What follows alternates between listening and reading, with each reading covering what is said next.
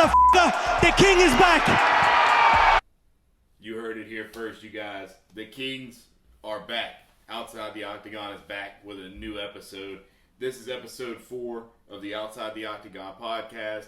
Going to be a little bit less serious than our previous episodes, talking about UFC 300 and stuff. We're kind of going to tone it down, just have a little bit more like of a comedic relief type episode, I guess you could say. You know, we're going to take it down a notch.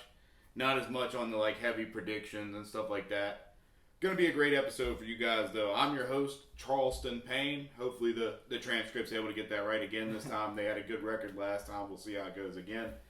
To my left, Jude Starns, possibly the GOAT, one of the greatest co-hosts of all time already. His name is cemented in legacy. He's on the Mount Rushmore already of co-host. But let's go ahead and get started with some topics we want to talk about. We're recording right now. First topic. We've upgraded the setup for you guys, for you, okay? Fans, we needed to get a better setup, so we upgraded to the best in the game. So we should be improved. Hopefully you hear that through this episode. I just wanted to mention that. We did completely improve the soundboard. Changed the game for this podcast. I'm so excited to have that now. Improved to the best of the game. You know, we already got great mics, cameras, treats us fairly well. Upgraded the computer and stuff, so that way we hopefully will not have any upcoming issues as far as getting episodes out. If an episode doesn't come out on the dot on Friday at 8 a.m., then that's probably one of our faults. Aside from that, though, let's start talking about some fighting. Yes, sir. What you got first for us today, Jude? I'll let you start the day off. Okay, well, one more thing to mention. I just wanted to mention, go follow us on Instagram as always. And maybe we'll put that bad boy in the episode again, you know? Probably right about there this time. We'll change it up a little bit. We'll go, wait, where's my finger? Right there. That's where we want it. And we have another podcast through the OTO Entertainment. Green Check, guys. Go check that out for all your other sports picks. It's a great podcast. I listen to it every Thursday. So, great podcast to start your day on Thursday morning. Every Thursday, that's hosted by myself and Jonathan Maese, the other co-host, Mount Rushmore guy.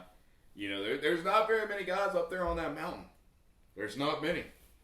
You know, y'all's faces are carved and cemented in legacy for OTO Entertainment, Outside the Octagon, and Green Check guys. I would appreciate if you could give Green Check guys a follow on Instagram as well. I'll put it right here. It's at Green Check guys on IG. Thank you guys so much for tuning in already to the 4th episode of Outside the Octagon. I'm so excited to have the camera back again. So excited to have a good soundboard, new computer, fresh start, new beginnings. Outside the Octagon's back. What you got for us today, Jude? All right, well, let's start it with some actual fighting now that we're through all that. And the Mac is back. As you heard at the beginning of the episode, Conor McGregor's soundbite. But the Mac is back, so him and Chandler, going to be a great fight. Who's not excited? Every fan. International Fight Week, June 29th. It's going to be incredible. Jude and I definitely will be tuning into that. Tell you what, you guys, I need you to put in a little bit of work for me if you're listening tonight or today, whatever it may be. If you're listening, tell everybody you know to subscribe. If we hit 100 subscribers by the time that we get to 303 with McGregor Chandler, we will do our first live reaction to the fights. We'll stream it, whether it be on Twitch, on YouTube. We will be live streaming and reacting live to the fights, and you will be able to see it every step of the way. And maybe a little UFC 5 giveaway at 500 followers on Instagram. I'll tell you what, Jude and I will even sign the copy of the game for you guys. I'm down. That's next level right there, let me tell you. Ain't that right? I get tagged for my autograph all the time, and you got to turn them down sometimes, unfortunately. But I know it's a sad reality out here. You know, we're getting famous. We're YouTubers now, I guess you could say, right? Yes, sir. I mean, moving on up in the world a little bit, getting on up there with the technological stuff. You know, I was able to actually get the Instagram in there where I said I was going to get it last time. We'll see if I can do that twice and keep my reputation up as a good host and expert editor. Yeah, we're getting out the trailer park with this, baby. I'm telling you right now. I'm so hyped. Another thing that hypes me up, check me out. I got the Max Holloway UFC shirt. It came in. Shout out to Venom.com. They got it shipped over relatively quickly to be a Swedish company, considering that. It's quite a far haul, and they still got it here within a week. So and I'm very hyped to have it. And speaking of Max Holloway, Ilia coming up. That should be a great fight to watch. I can't wait to see that for the BMF and the featherweight title. It's going to be the first time ever that two belts are going to be won at once, other than multiple championships. Right. I mean, that's going to be an awesome fight. It hasn't been officially, formally announced by Dana or anything, but I don't think there's any possible way that that's not what we see next for Ilia Topuria. Yeah, and I know Ilia's very confident, but he has a reason to be confident. I mean, he's that guy. He beat Volk. He beat Josh Emmett. He's beat a lot of contenders, and sometimes the contenders are hungrier than those top 15 guys. So, we'll see. Right. Only time will tell. And one thing that just still to this day it amazes me about Max Holloway is the fact that he's only 32 years old. There's still a lot of prime left for that guy. Yes, I feel like he's still got another 3-4 years of great fighting. I feel like there's a lot of time to grow. For sure. Yeah, he's definitely got a lot of time, and Ilia definitely has a lot of time. He's a youngster in the game, one of the younger guys to ever win the belt. Of course, John Jones being, I believe, the youngest. Right. Yeah, Johnny Bone's definitely the youngest at 23, and I don't remember exactly how many days, so I'm not even gonna say that. 7 months or something. Yeah, just ridiculously young to get the undisputed belt wrapped around your waist as a mixed martial artist. But he could stay off that blow. The blow, No the diddy. roids. No diddy. I'm telling you, no diddy. I'm sorry, you guys. I'm gonna be putting a lot of stuff in here with the soundboard. I'll try to get that mixed in over to YouTube and stuff as well, so we'll be able to have it there. I'm sure I'll be able to figure that out and do it by the end of the evening or whatever. But I'm just really excited about this soundboard. We're probably gonna mention that quite a few times throughout the episode. I mean, we got a lot of stuff that we could do with it. We got the music beat. I won't play that one because it's a little dragged out and a little long. But this is probably my favorite thing about it, is the fact that I could go right here with it. Okay. This. There it is. It's working now. That's what I'm talking about. Or you could go right here, if we ever have a suspect on or something, But aside from that, super hyped to have the new soundboard. Super hyped to be bringing another episode to you guys. Jude, there was a topic that I got you to go into your phone and go ahead and fill out for me. That's something I was excited to talk about. I was just fixing to mention that. I was almost excited is the views we was getting on the last episode. And I appreciated all the views on the last episode. We was really gaining some traction. Let's keep that going. Yeah, keep growing this thing, you guys. I appreciate every single person that listens, like I've said before in previous episodes. Like I'm going to say today, like I'm going to say for every episode in the future, it's you guys. I appreciate all of you guys. All the love goes out to you, and we're going to prove that. Whenever you get us to 100 followers and 100 subscribers, we're going to do the live stream of the fight. Maybe by 500, we'll be giving out a UFC 5 copy, and if we get to 1,000, I'll definitely be doing something crazy. We'll get some autographed gloves or something and ship them out to a couple lucky fans. And for those live reactions, hopefully we'll be able to even have the chance to have some of y'all on to watch the fight with us. Right. I mean, it's going to be absolutely awesome when we're able to get to that point. I mean, we already got everything we need. Soundboard, mics, camera, brand new computer. Well, not brand new, but brand new for me. I'm hyped to have it.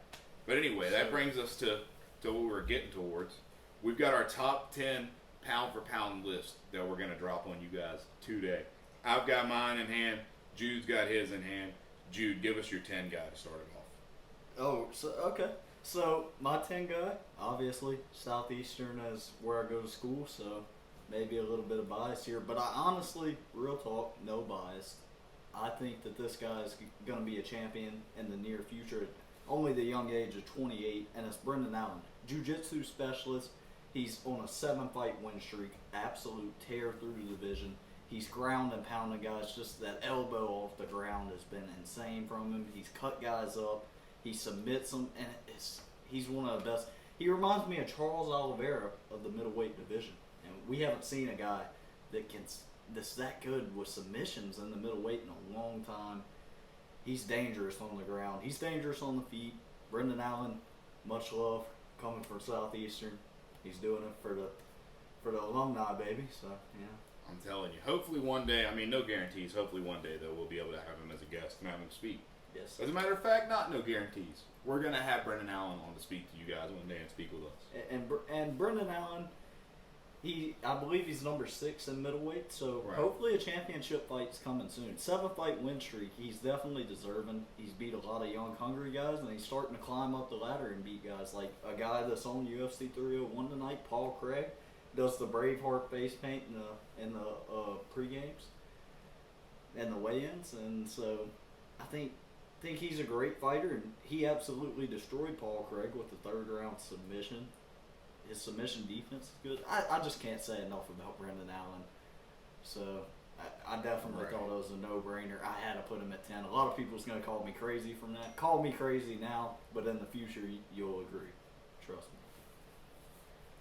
I don't really disagree with it, but at my 10th spot, coming in at the number 10, I've got Jiří Procházka. One of my favorite fighters, like we talked about throughout the 300 predictions episodes and the recap episode. Jiří is just one of my favorite guys to watch fight.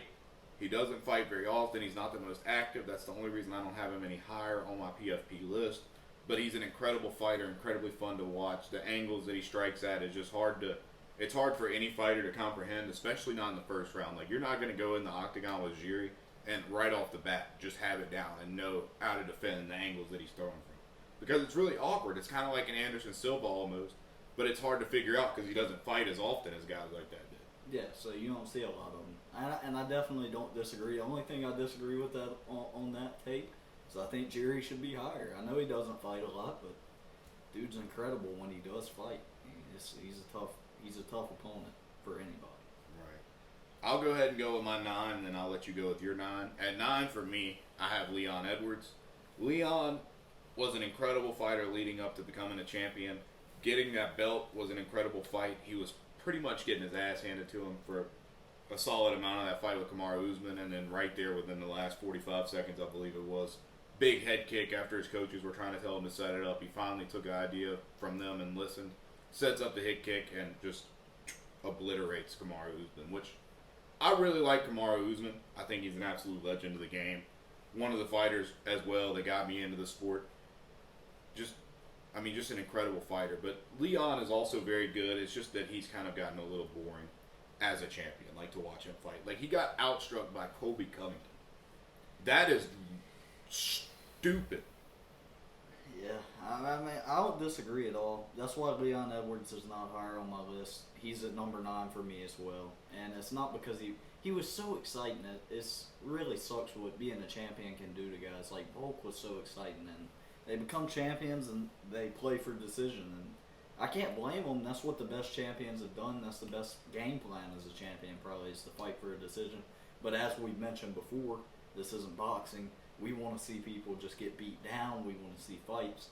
And we don't want decision fighters in the sport. So I just can't put him any higher. He was so exciting to watch before he became a champion. Not taking anything away from him. That's why I have him on this list. But he's definitely became more boring deeper into his title run. But he's held the title for a little while now. I'd like to see him get more active, but we'll see. I mean, great fighter, no doubt. So it's been rumored, while we're on the concept of the welterweight division here, and since I mentioned Colby Covington, it's been rumored that the Colby Covington Ian Gary fight is going to possibly be the co-main event for McGregor Chandler. And I think that would just be absolutely incredible. I think that would be an incredible fight to watch. Colby Covington versus Ian Gary. They've been, the hype building up to this fight, they've both been talking back and forth at each other for a very long time now, and I think it might finally be a reality. I'm super excited about that. Yeah, the Cup versus USA. So, I'm telling you. So Go USA, but retirement fight too. It is. I completely. I don't know how I skipped over that part when I was explaining the fight, but they both said that whoever loses has to retire after and never fight in the UFC again. Now, do I think they're going to hold up to that promise? No, Probably not. Neither one of these guys are retiring anytime soon. But Colby Covington, if I see you in the street, you're a little cat. I'm not gonna you know? So, but Colby Covington, I'm not scared of you. You would beat me down, but still, I hate Colby Covington. All my homies hate Colby Covington. because he hates Dustin Poirier. Simple as that. And he's a piece of crap, to be honest. Colby Covington, he was a stand-up guy, and the UFC almost cut him, if you know his story. And they said they needed more character, and he's become the character that they want him to be. He's really that guy now. He's not a good person anymore. He's an absolute piece of garbage. Yeah, that is quite true, to be honest with you. But moving on, let's hear your number 8 spot. So for my number 8, I actually went Jiri. And you're going to notice as I talk about my list more and more, I lean towards the heavyweight guys because when you're talking pound for pound, I like to lean towards the heavyweight guys because pound for pound to me means the baddest guy if you put him against other people. So I'm going to lean more towards heavyweight guys. Now, obviously that's not always the case. Royce Gracie, early in the UFC when there was no weight classes, beat plenty of guys that was bigger than him, like Dan Henderson and people like that.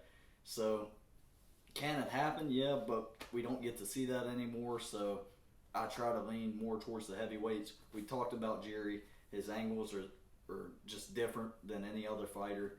Insanely good fighter on the feet, and he's underrated on the ground, to be honest. You can't really say enough about Jerry. He's been a great fighter through his career.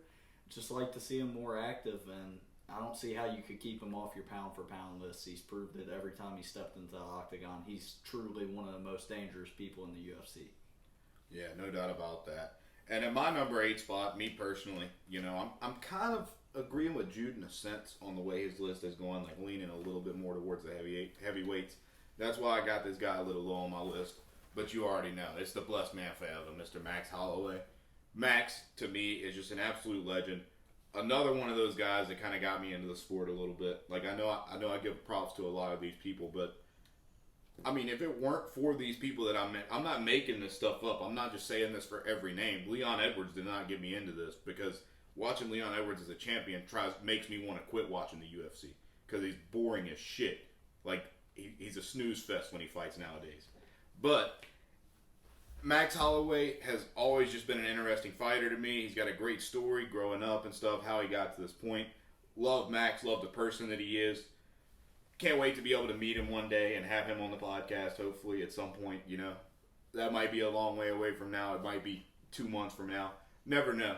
But Max Holloway is an absolute legend in my eyes, and I don't think you could ever change my mind on that. That's why I got to put him at the 8 spot in my pound-for-pound list. He is the BMF, the blessed man forever. And he's the best boxer in the UFC.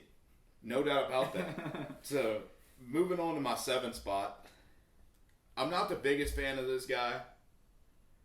Chinaman, I'm not the biggest fan. Israel Adesanya, though, there's no denying. He's a great fighter. He's had a great run in every single aspect of fighting. In boxing, he's only had 1 loss. In kickboxing, I think he had like 6 losses and had like 170-something wins. Like, he's just ridiculous. Like, he's been doing this thing. He was very active. I understand taking a break after getting beat down by Sean Strickland. Sean Strickland's like one of my goats, though, personally.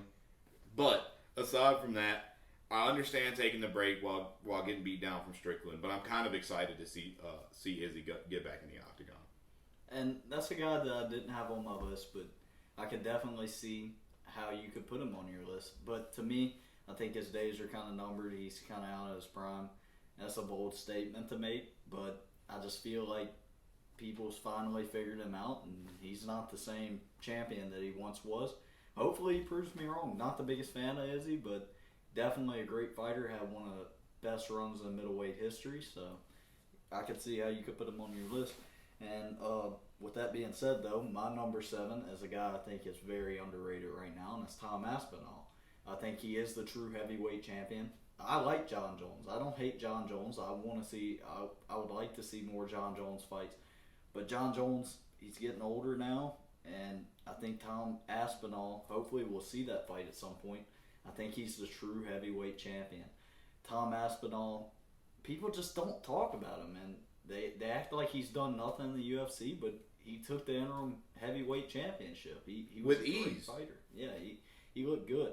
I'd like to. I want to see more fights.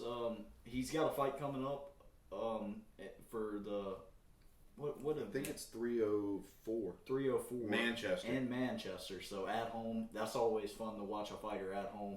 Nobody's ever going to be They're screwing Manchester right now at the time. I know you saw that. You and I had a conversation about it over the phone. Yes, sir. 3 a.m. start time locally for Manchester. Sure, that saves us fans that are here watching from Louisiana or the United States or Brazil or anything like that.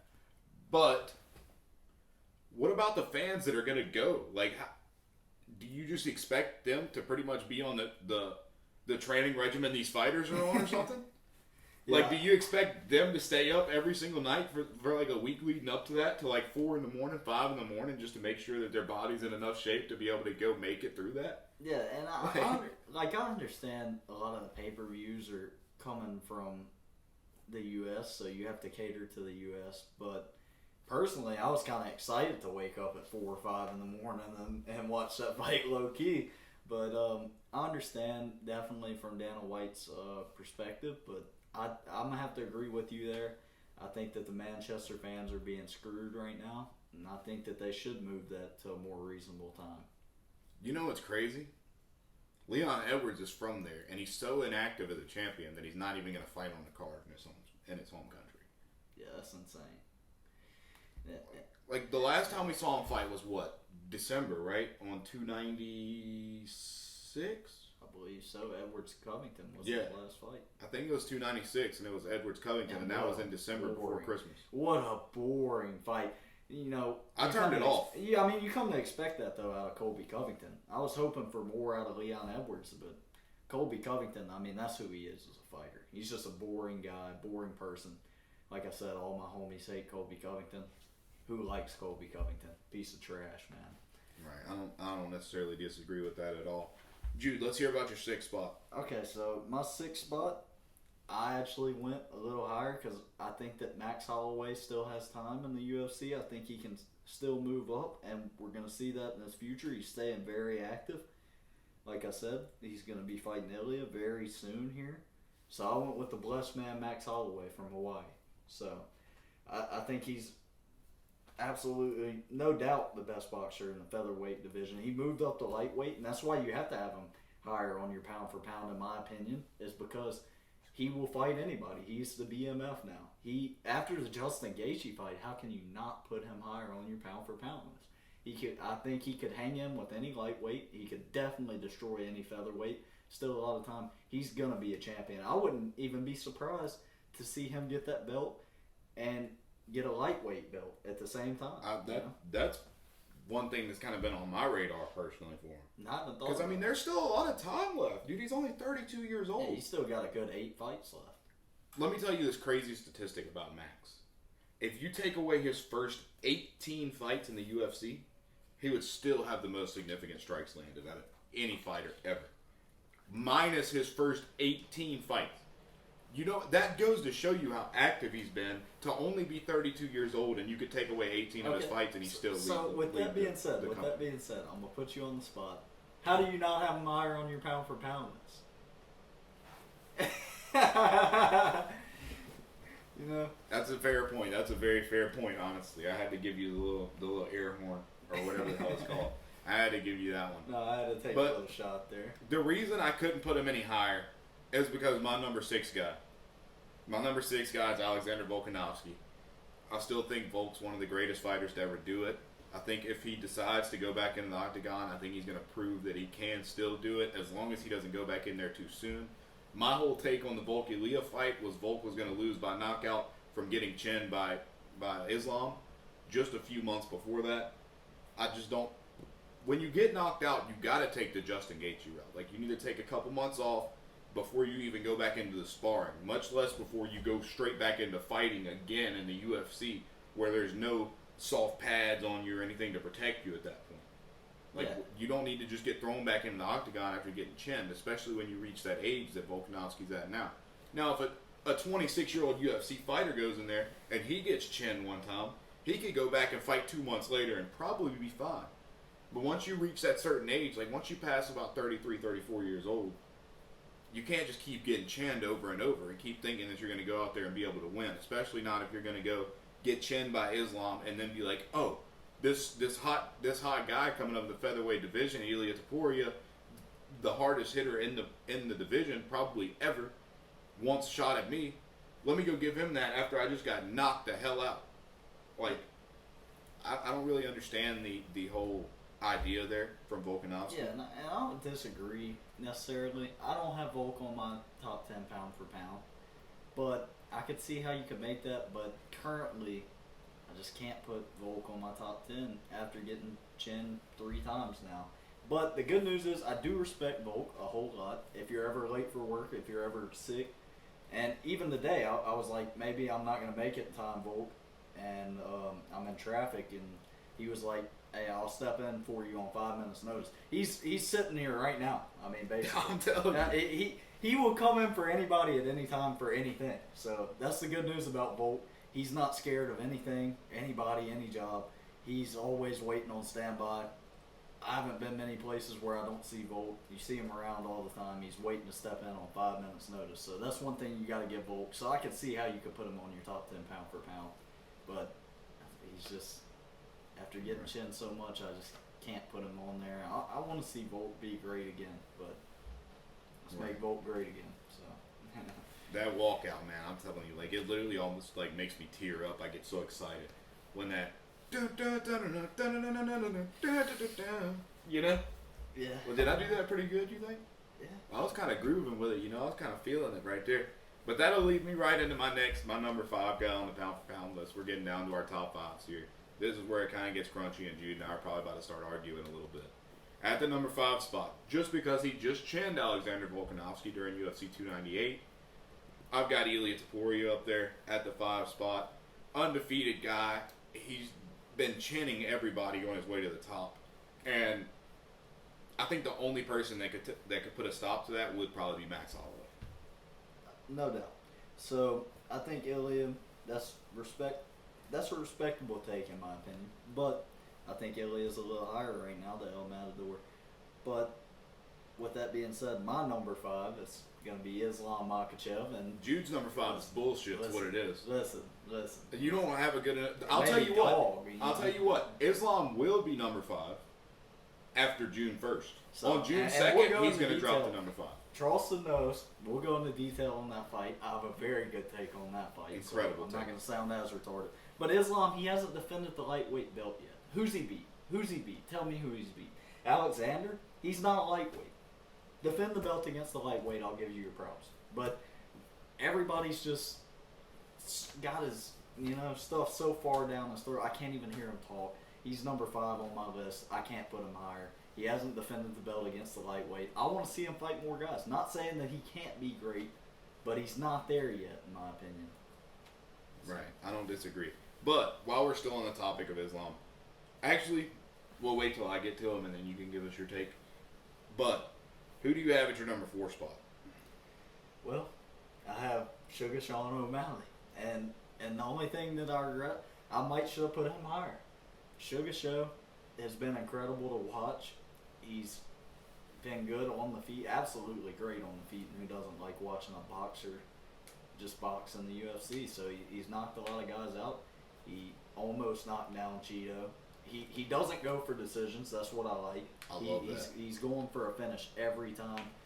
Insanely good athlete. He's going to join the NBA after he's done with the UFC, he said. He'll go fight anybody, anywhere. So he's willing to go to boxing for Ryan Garcia. So he's about making his money, but I think Sugar Sean O'Malley is a tough guy to keep off your pound-for-pound rankings.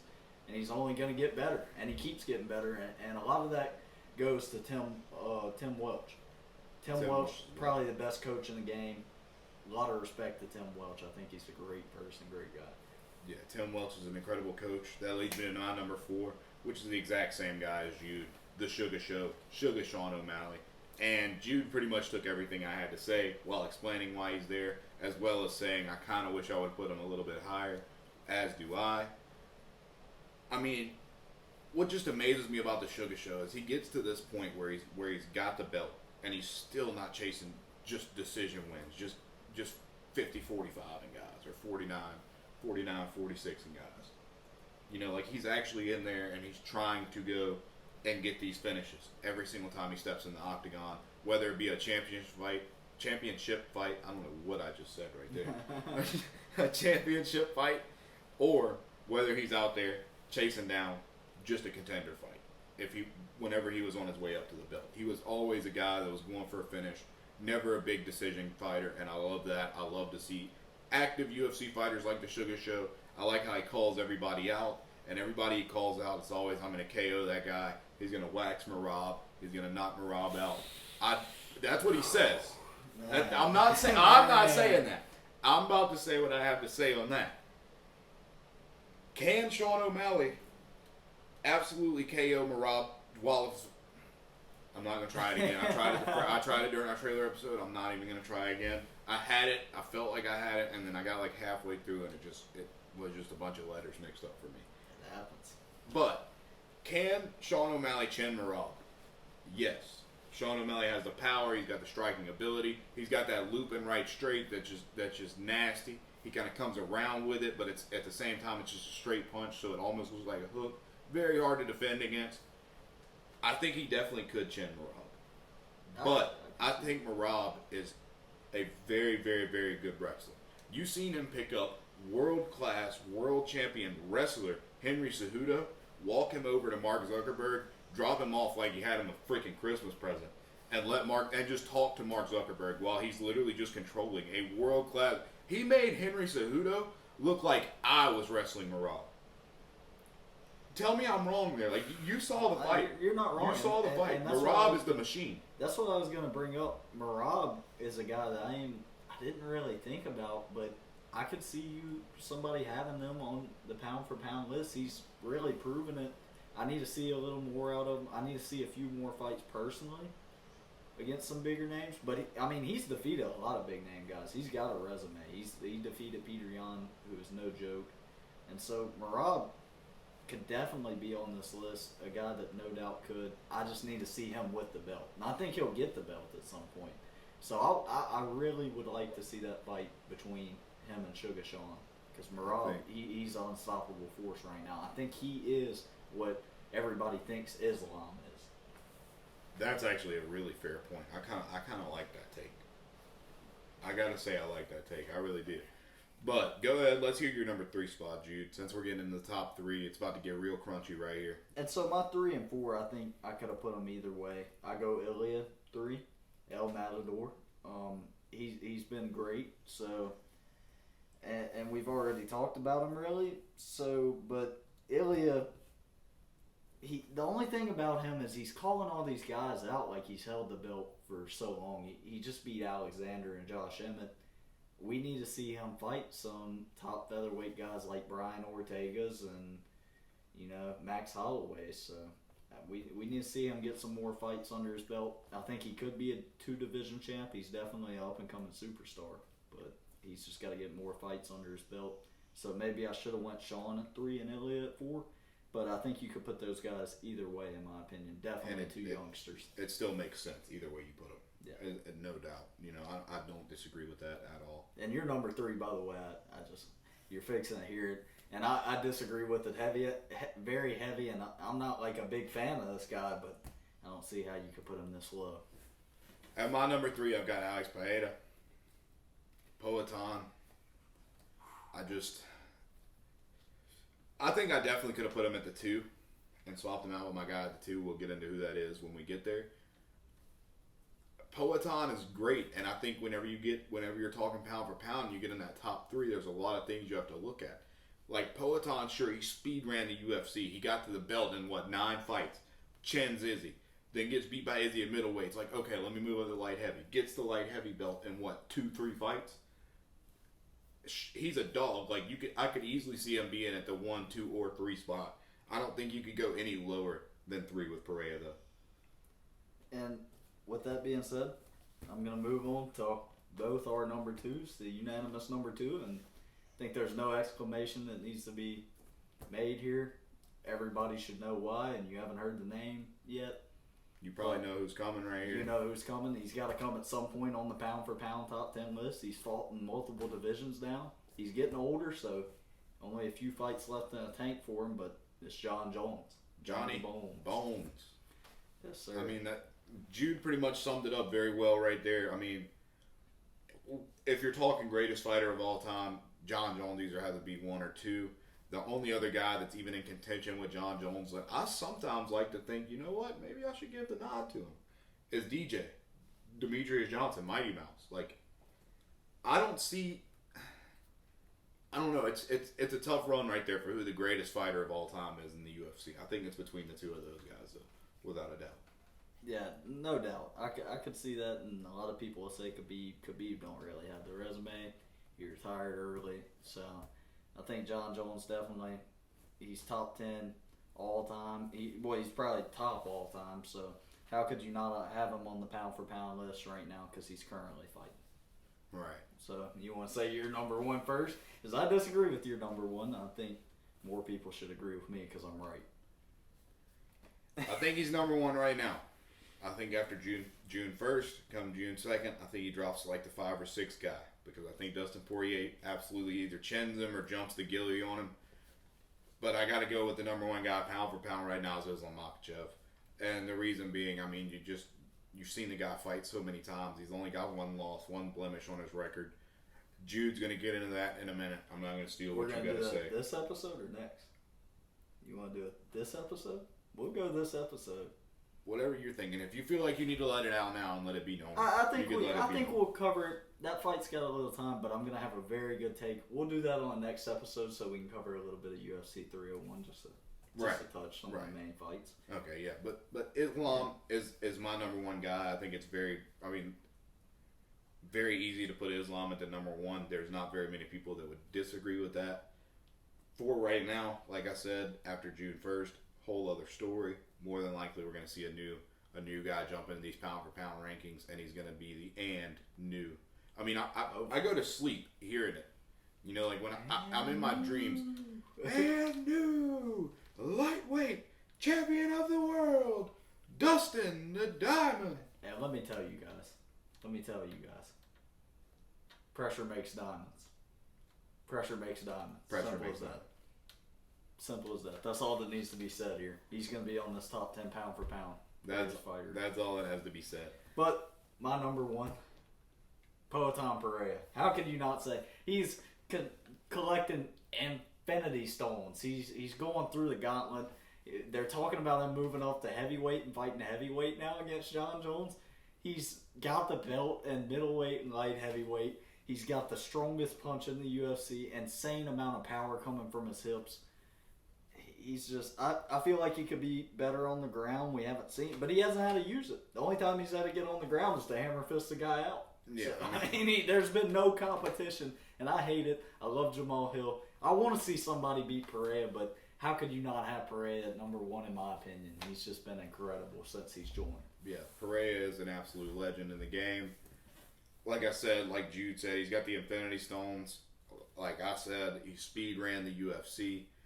How crazy would it be to have the first triple champion between the divisions, middleweight, light heavy, and heavyweight? Do you know how hard it is to win in light heavyweight or heavyweight in general? I think he could easily move up to heavyweight and win. And in that short amount of time, too. He's done it so quick. And so, I mean, he's only been in the UFC, 4 years? If I'm not mistaken? He's been the same. So, absolutely. There's nothing more to say about him. He's just incredible. So, right. But is there any honorable mentions you might have had? Like maybe to throw in the 11 or 12 spot or something? Or maybe Justin Gaethje and Dustin Poirier. There's a lot of guys you could throw in. I mean, there's a lot of guys that could be from 7 and down that you could switch in and out. So, I don't think you could really go wrong. There's a lot of good takes you could have on pound for pound rankings. Just so you guys know, if you're watching on YouTube, I'm going to let you see my phone right quick. It is Saturday, May the 4th. May the 4th be with you. But today is the day of UFC 301. I'm going to let you know right now at 4:38 p.m., an hour before the fights start in Central Time Zone, Steve Erceg will be on your pound for pound list at the end of this week. I promise you by the time this episode drops, Erceg's going to be up there. He's going to be your top 10 guys.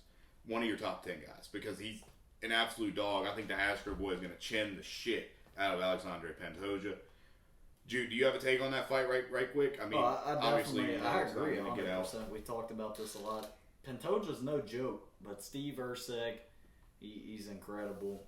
He's just so underrated. He's not flashy, but he's got all the basics. And Bruce Lee said, "Don't fear the guy who's practiced 1,000 punches one time. Fear the guy who's practiced one punch 1,000 times." He's a master at just basic boxing combinations, and that's what makes him so dangerous. Nothing flashy. He just gets it done. Right, yeah. Erceg is going to be a legend in the game. I mean, people are like, oh, he's the number 10 flyweight, and people don't really watch flyweight that much. When Erceg's got that belt, you're going to be tuned into the flyweight division, because Erceg is an incredible fighter, and he also is Bedtime MMA. I don't know if you watch Bedtime, if you're listening to our podcast here. Bedtime MMA is a great YouTuber. He is Steve Erceg, and Steve Erceg is Bedtime MMA, and Steve Erceg also is him, and he's going to prove that on May the 4th. At the time of this episode being recorded, although this episode is not going to drop until next Friday, you will have heard it here first, previous to you've seen my phone. You guys know that that's the date and time. Like, none of this stuff's being made up. We're telling you in advance, this is what's going to happen. And a lot of exciting guys on this UFC 301 card, and I'm sorry for anybody who was really looking forward to us covering UFC 301, but let's just be honest, it hasn't been one of the more exciting cards. I've seen a lot more fight nights. Still a good card. I'm going to watch it. Could be some shockers on there. King of Brazil's back, but, just wasn't quite as exciting as the normal card. Right, yeah, I mean, and another thing is we couldn't get anything out because of us having to go about the route with getting a new computer and stuff, so everything kind of changed due to that. But from this point forward, we're back. Expect more episodes like this. Expect more serious episodes sometimes, kind of like the 300 episodes. That's all we have for you today, our pound for pound list. I think we kind of broke it down very well. We gave everybody a reasoning behind everything well. Jude, like I said, on the Mount Rushmore of co-hosts already. This guy's an absolute legend. He's speed running the podcast game with Outside the Octagon OTO Entertainment, as is Jono, my co-host over at the Green Check Guys. Go check us out over there at Green Check Guys on Instagram. Also, check out Outside the Octagon on Instagram at Outside the Octagon _. Thank you guys so much for tuning in. Jude, any final words? Oh, one final word. Thank you all for watching. Get us to 500 followers on Instagram so we can do some nice giveaways and some live reactions to the fights. One more thing, we know the wall is blank. We're going to have some nice little posters up here soon, hopefully. Very soon, very soon. Next upgrade to the studio. Like I said, we've been putting in a lot of hard work behind the scenes. We know it's going to pay off. It's all for you guys. So hopefully we can continue to get back to you. And thanks for watching, like I said. Right. I mean, like Jude just said, all this stuff is all for you guys, all the listeners. We appreciate every single one of you, and we want to prove that whenever we get the opportunity to gain more followers and gain a little bit more traction by doing all these giveaways and stuff. I promise you we're going to come through with really nice stuff, and everybody's going to have an equal chance to win. All you're going to have to do is probably just go repost a post on your story on Instagram or something like that. It's not going to be anything that you got to do that's complicated. You're not going to have to pay us in order to get access to the giveaways. Just simply pressing 2 buttons on your phone. Get a little thumb workout in, But thank you guys so much for tuning in to the 4th episode of the Outside the Octagon podcast. Jude and I appreciate you for listening as always, and that'll be a wrap.